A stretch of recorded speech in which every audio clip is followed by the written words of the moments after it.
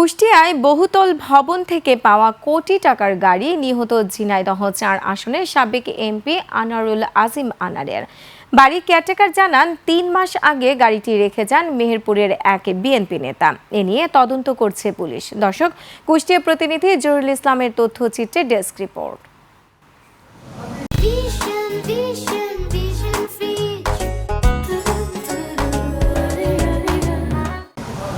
সোমবার মধ্যরাতে কুষ্টিয়ার পুলিশ সুপার কার্যালয়ের সামনে সাফিনা টাওয়ারের পার্কিং জোন থেকে একটি দামি গাড়ি উদ্ধার করে পুলিশ। পরে জানা যায় গাড়িটি নিহত ঝিনাইদহ ৪ আসনের সাবেক সংসদ সদস্য আনোয়ারুল আজিমের।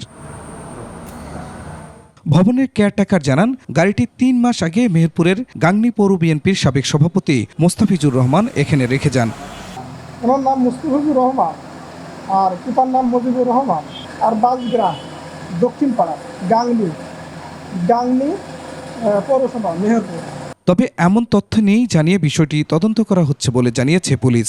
গাড়িটা অ্যাকচুয়ালি কারা এখানে রেখেছিল তার সঠিক ইনফরমেশন এখনো আমরা পাইনি। আদালতকে আমরা একটা রিপোর্ট দিয়েছি, বাদ বাকি যে সিদ্ধান্তটা সেটা আদালত সিদ্ধান্ত দিবে। এদিকে গাড়িটি ফেরত চেয়েছে আনারের মেয়ে। আইন প্রক্রিয়ায় আইনের মাধ্যমে যেটা করা যায় কোর্টে মুভ করতে হবে। গত বছর ১৩ মে কলকাতায় হত্যা করা হয় আনোয়ারুল আজিম আনারকে। Khurshid Alam, desk report, ২১ television.